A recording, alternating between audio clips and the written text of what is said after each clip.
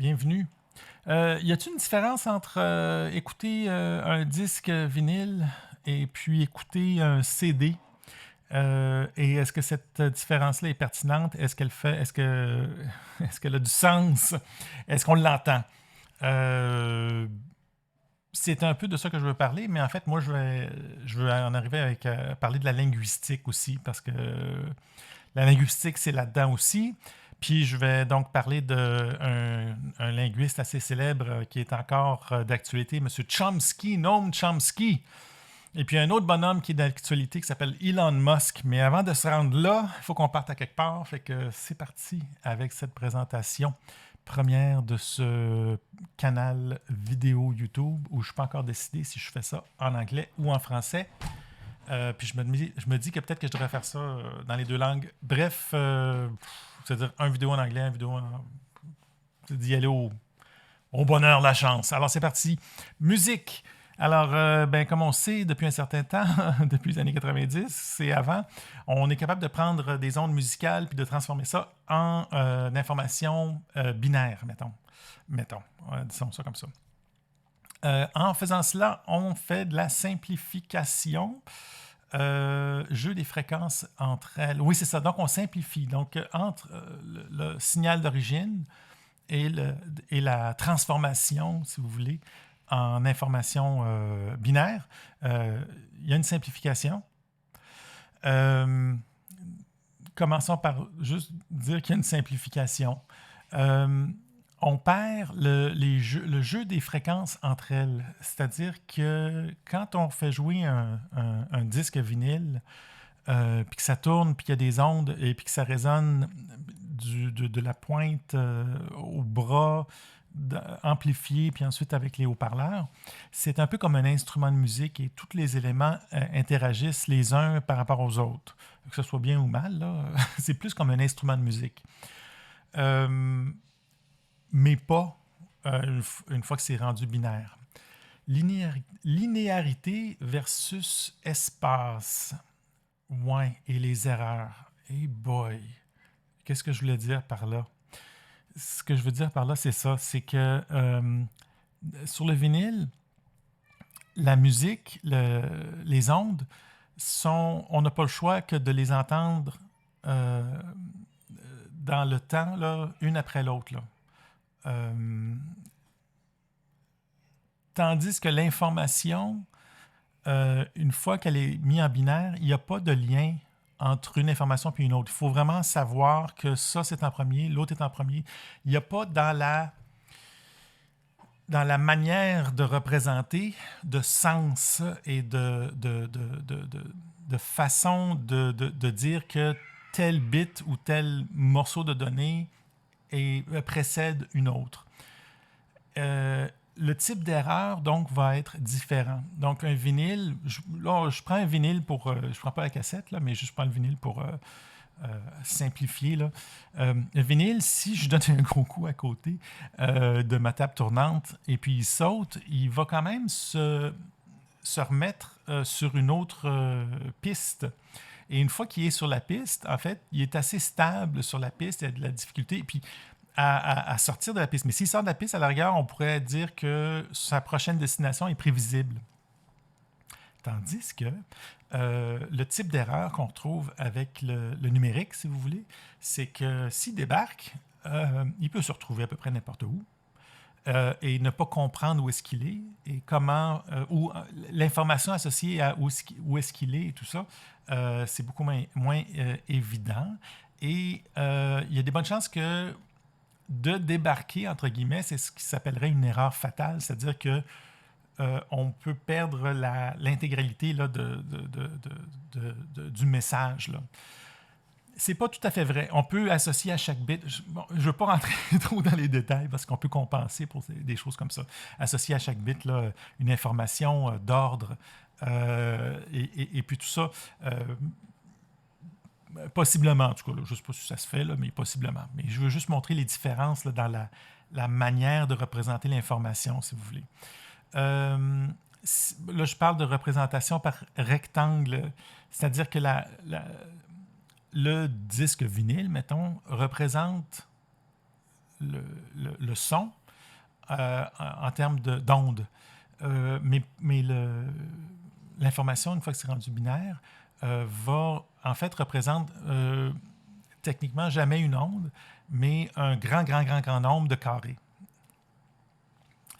Musique enregistrée versus instrument de musique, c'est ça. Donc, particulièrement en termes de numérisation de musique, la musique a le contenu d'information ne peut pas évoluer. Même qu'on ne veut pas qu'il évolue, il est très stable. Il est très... je ne veux pas dire le mot mort, mais il est très stable. Il est figé. Tandis qu'un vinyle, par exemple, va recréer pas nécessairement la même chose, mais c'est un peu comme faire jouer un instrument de musique, là. C'est un autre, c'est une transposition, mais qui reste là, dans la même façon de faire, c'est-à-dire de la guitare vue comme instrument de musique, puis comme pour produire de la musique, c'est-à-dire comme instrument de musique qui résonne différemment selon les fréquences, et puis le jeu des fréquences entre elles, qui est, j'imagine, pas largement incompris, mais qui est en partie peut-être incompris. Je ne sais pas si on a été capable de tout... on est capable de tout comprendre dans ça. Je pense aux modélisateurs d'instruments de musique on en parle de ce défaut-là. C'est-à-dire que dès qu'on passe au numérique, puis on essaie de recréer un instrument de musique, il y a des faiblesses. C'est-à-dire qu'un piano, ça devient comme 88 notes séparées, mais les interactions, on les perçoit moins, là. Voilà. Continuons. Ces rectangles qui sont créés pour représenter, disons, la musique, là, en fait, qui sont peut-être, disons, juste pour faire simple aussi, là, une mesure de volume ou une mesure de fréquence, là, à un temps X, là. Puis plus on en prend, puis de ces mesures-là, plus on peut recréer l'onde originale. Fait que si on est à 40 kHz, on peut monter à 48, on peut monter à 96. L'idée derrière ça, c'est que quand on tend vers l'infini, ça devient exactement comme une courbe. Ben, cette idée-là, c'est la même. Le pendant de ça, c'est que tendre vers l'infini, c'est impossible. Et nous, comme êtres humains, on a tendance à mélanger ce qui est réel, ce qui est irréel. Spécifiquement dans notre... là, je vais aller du côté de la linguistique. C'est que quand on parle, le système de langage qu'on utilise, que les humains utilisent, on ne différencie pas ce qui est réel de ce qui n'est pas réel. Par exemple, si je parle de donjons et de dragons, un donjon, ça existe. Ça a existé ou ça se trouve. Il y en a pour de vrai, là, dans le sens que ça existe, là. Mais des dragons, ça n'existe pas. C'est un être imaginaire. Mais il n'y a pas de distinction linguistique. Il n'y a pas de distinction distinction là, dans la langue là, pour nous avertir là, que attention, fais attention, là, ça c'est un mot qui est imaginaire. Là. Alors, à cause de ça, ben, des fois, on se prend au jeu. Des fois, on oublie cette différence fondamentale. Alors, quand on dit quelque chose comme notre dérivé ou notre intégrale, là, je ne pourrais pas dire, je ne suis pas assez bon en maths, là, mais on a tendance à dire, par exemple, qu'on peut tendre vers l'infini. Prenez un calcul, puis on va imaginer qu'il va vers l'infini. On peut très facilement l'imaginer. Mais dans la réalité, on n'y arrive jamais à l'infini. Donc, cette courbe n'est jamais représentée de manière binaire parfaitement, comme on se l'imagine. En fait, elle est toujours imparfaite. Bon, OK. Mais attendez un peu, vous allez voir que ça revient dans les nouvelles, cette affaire-là. Un exemple de problème inhérent à cette représentation binaire-là, parce qu'on il y a des succès fantastiques. Là. Je ne suis pas en train de descendre quoi que ce soit. Là. Dans les années 30, il y avait des conversations entre binaires et analogiques pour les ordinateurs, entre autres. On n'est pas là. Le binaire a des exploits fantastiques. Mais on va regarder les faiblesses de cette représentation inhérente au système binaire. La création de nombres aléatoires. Je dis calcul, là, mais mettons qu'on veut générer des nombres aléatoires.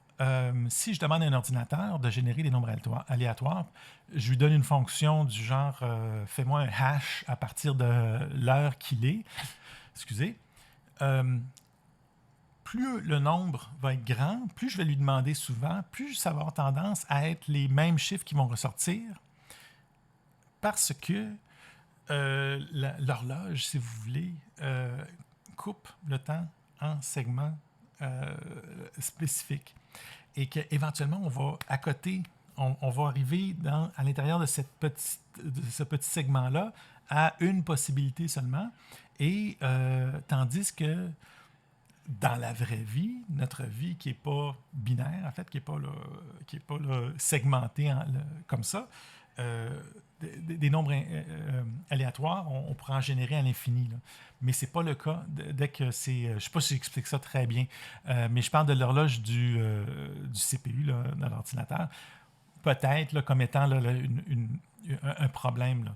Un problème qui va induire des erreurs parce qu'il va avoir tendance à générer des chiffres qui vont finir par se ressembler parce que il y a une limite par rapport à l'horloge, une très, très grande limite. Là, puis peut-être que dans toutes les applications normales, on n'en a pas besoin, mais éventuellement, c'est un problème, ça.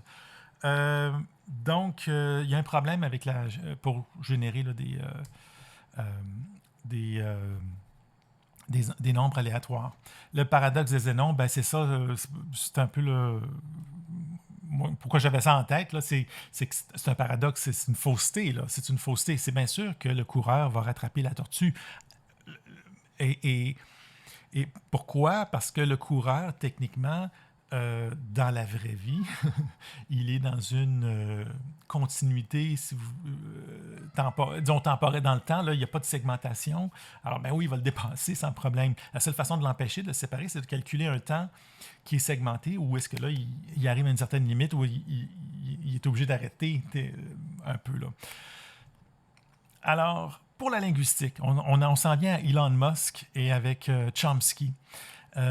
Donc, deux modèles linguistiques, à ma connaissance, qui existent. Et ça va finir par faire plus de sens, je l'espère. Là. C'est que, Chomsky, en 1957, va publier quelque chose qui s'appelle Syntactic Structure. Puis si on voit ici, lui, il arrive et il dit, grosso modo, que la langue, c'est binaire, que ça se calcule, c'est des arbres, mais ça aurait pu être autre chose, là, mais c'est des arbres. Et puis, à partir d'un arbre, d'une S, ça c'est pour une phrase, et puis un noun phrase, puis un verb phrase. Alors, ça va se diviser comme ça, puis c'est un choix.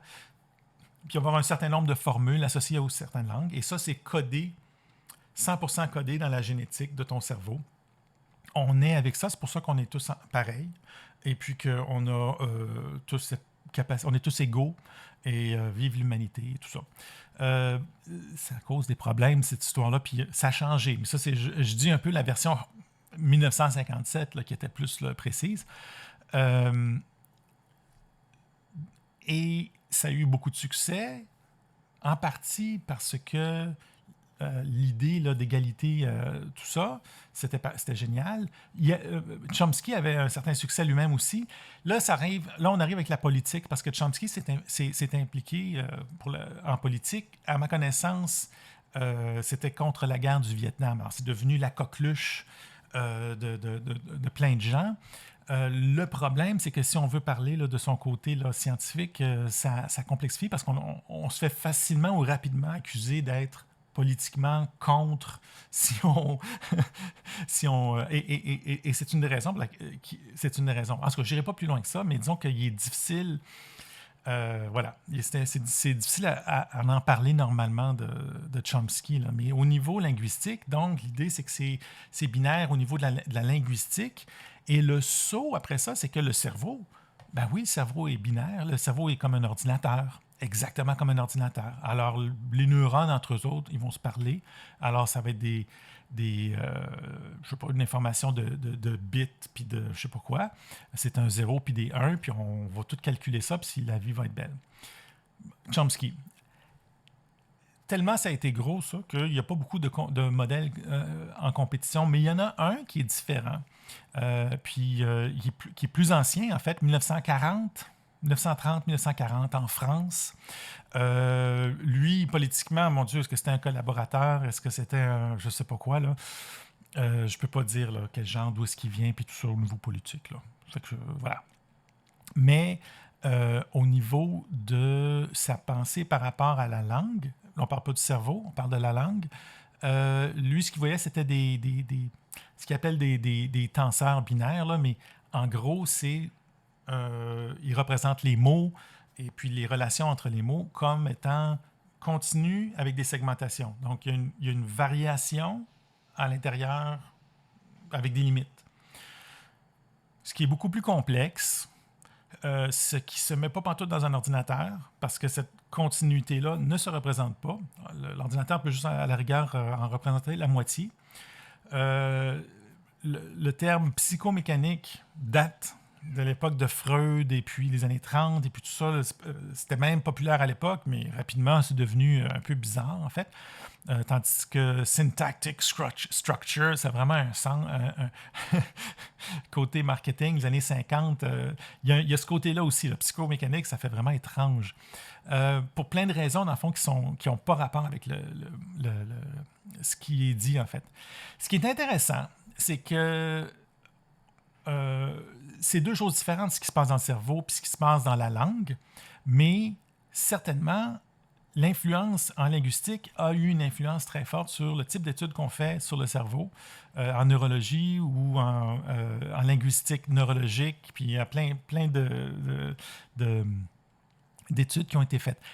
Récemment, on a Elon Musk qui parle de Neuralink. Puis Neuralink, d'après ce que j'ai lu, d'après ce que je peux voir, ce qu'ils sont en train de faire, c'est des enregistrements là, d'ondes dans le cerveau. Alors, dans le cerveau, ce qui se passe, c'est que oui, c'est des ondes. C'est des ondes, mais tu peux, à l'intérieur d'une onde, dire, ben gars, il y a une limite, puis je vais juste considérer ça comme étant des 0 puis des 1. Ou tu peux, puis là, Elon Musk, avec Neuralink, d'après ce que je peux comprendre, eux, ce qu'ils font, c'est plutôt des enregistrements très, très, très précis des ondes qui se passent dans le cerveau. C'est ça que je comprends. Et ça, c'était en 2020. Et comme par hasard, Chomsky arrive pour dire que non, je pense que ça ne marchera pas. Ça ne marchera pas, cette histoire-là. Je pense que c'est pas pour rien qu'il se mêle d'un sujet qui, normalement, Neuralink, là, c'est pour apprendre les gens, pour apprendre à marcher, apprendre à bouger après des accidents cérébrovasculaires. Ça n'a aucun rapport ni avec la politique, ni avec sa politique, ni avec la linguistique. Je ne sais pas de quoi il se mêle, mais en même temps, oui, je comprends. C'est bien le même problème qui est là. Fait que Chomsky, lui, il n'est pas content. Puis, je pense qu'il voit que... Écoutez, il faut bien comprendre, ça fait depuis qu'on fait des ordinateurs, depuis les années 30 facilement, qu'on fait des traducteurs automatiques. On est rendu où, là-dedans? C'est des milliards et des milliards d'argent qui ont été dépensés pour faire de la traduction automatique. Ça s'améliore, mais moi, je ne lirais pas un livre en traduction automatique. Donc, c'est assez pénible et c'est pas encore... Mais ça fait beaucoup de chemin, je dirais, dans les 5-10 dernières années. Et justement, en étant plus loin peut-être là, de la version chomskienne qui est très binaire, c'est en essayant d'autres choses, n'importe quoi d'autre. Alors, c'est intéressant que cette affaire là, du paradoxe de Zénon montre les limites du binaire et que ces limites du binaire-là, dans le fond, très rapidement, en linguistique, on aurait dû se rendre compte dès les années 50, 60 que ça n'avait pas d'allure. Mais on est encore là-dedans. Puis on cherche encore à en sortir d'une certaine manière. Et moi, je vois ça, le Neuralink, puis même trop y connaître, mais je me dis tant mieux. J'ai l'impression qu'il va se passer de quoi d'intéressant de ce côté-là. Ces idées-là sont discutées. Moi, c'est ma grande référence, là, mettons. C'est John von Neumann qui a écrit The Computer and the Brain, un excellent livre qui parle de justement cette différence-là. Puis lui, il a vécu ces discussions-là entre l'ordinateur analogique et l'ordinateur binaire, si vous voulez, comme on a aujourd'hui. Et il parle, entre autres, de cette confusion-là qu'on a toujours à imaginer le cerveau comme étant un ordinateur, puis un ordinateur binaire, comme si là, ça allait de soi, puis comme si on pouvait... c'est ça, donc en prenant beaucoup de choses pour acquis. Alors là, il décortique tout ça. Il a écrit ça, il était malade, il avait le cancer en 1956. Ce gars-là est critiquable sur plein d'aspects aussi. Malheureusement, c'est un génie. Je vous laisse le plaisir de le découvrir. Mais donc, en 1956, il était déjà en train d'écrire ça. Puis j'ai l'impression, puis il savait qu'il allait mourir. Il savait qu'il y avait vraiment... On sent le besoin de communiquer ça. Mais je pense pas que... Malheureusement, je pense pas qu'il a été beaucoup écouté. Voilà.